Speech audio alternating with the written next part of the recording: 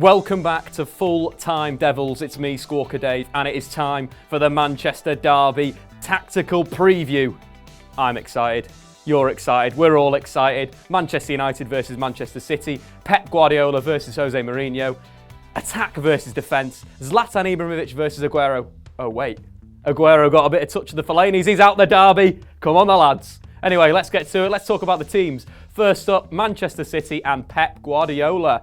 Pep Guardiola came over from Germany and has stuck his same style of play that he's played with Barcelona, with Bayern Munich, a possession-based system that uses ball circulation to overload certain areas of the pitch. He's brought in inverted fullbacks that have done well to take control of central midfield. He's also released Kevin De Bruyne and David Silva, two number 10s played at 3/8.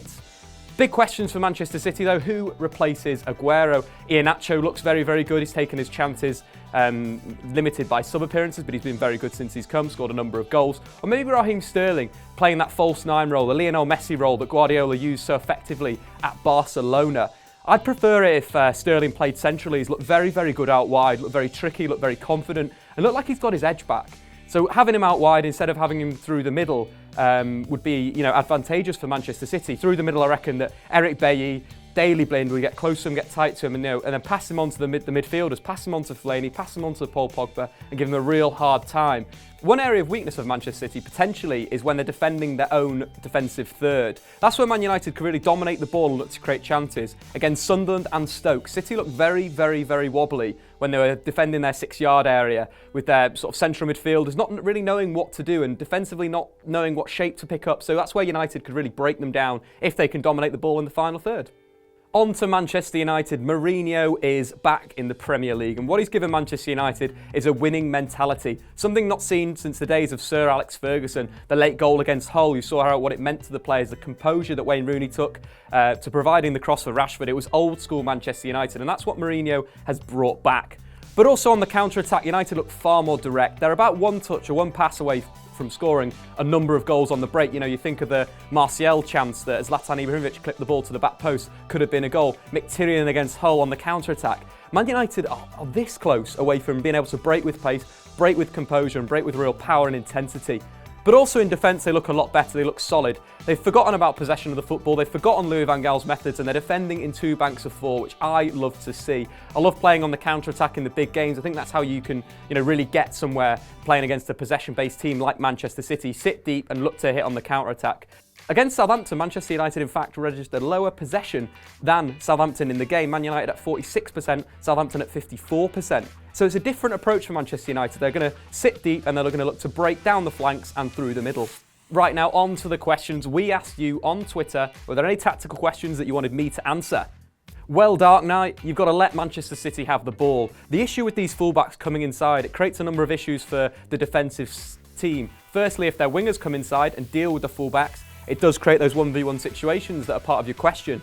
Or alternatively, you press with your midfield, but that again opens up massive space for the 3/8s in between the lines, David Silva and Kevin De Bruyne, areas that you don't want to let them have a run at your back four. So what I would say is sit deep in 4-4-1-1, let Manchester City have the ball, let these players, Zabaleta and Clichy, both registering less than 85% pass accuracy in the Premier League this season. The reason why this tactic works so well in the Bundesliga, because Guardiola had Philipp Lahm and he had David Alaba, both registering over 90% pass accuracy, so they could pick their passes and sort of unpick teams, whereas Zabaleta and Clichy, not quite at that level. So United need to sit deep, wait for them to make a mistake, pick the pass off and break with speed. So no, unfortunately, Ryan, I don't think that's where the battle will be won or lost.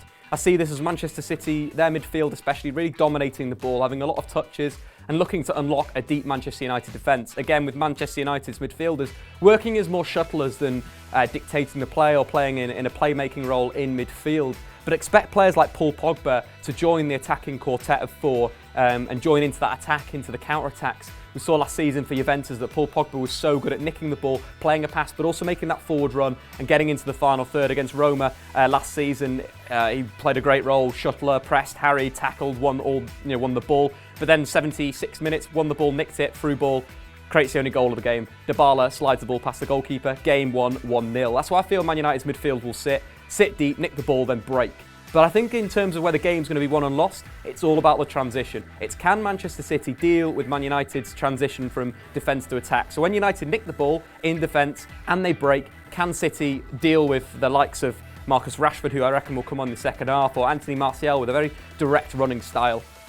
Monster 297 asks, who will have the better defensive line?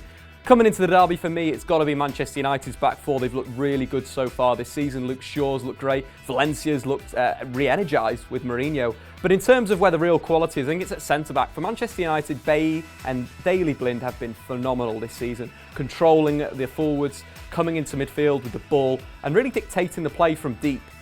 In comparison to Manchester City, it's been good and bad. You know, there's been some good bits from Otamendi, some good bits from John Stones, but overall I'd say they're a little bit shaky still and they need to work on their partnership. So if you want to look at a direct comparison, John Stones versus Eric Bailly in the Premier League this season, Bailly's won more tackles, made more interceptions, made more clearances, and registered better pass accuracy than the England international at 95%.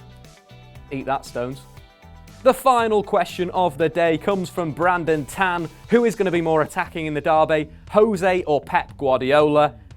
For me, I think it's going to be Guardiola, but in a different sense. Guardiola's going to hold the ball, going to dominate possession, but potentially United will get into the final third and create more chances than Manchester City on the counter-attack. So expect a very tight game, but one that I hope Manchester United can get the 3 points, a big 3 points that could go on to decide the title. Well, thanks for watching, guys. I've been Squawker Dave on Full Time Devils. If you want to see a little bit more in-depth of the tactics, jump over to my channel, Dave Talks. I've done a great video there. Pep Guardiola versus Mourinho. But anyway, subscribe, comment. What do you think the score's going to be? Is it going to be 5-0 United, 6-0 United, or 7-0 Manchester United? Anyway, till next time. I'm normal.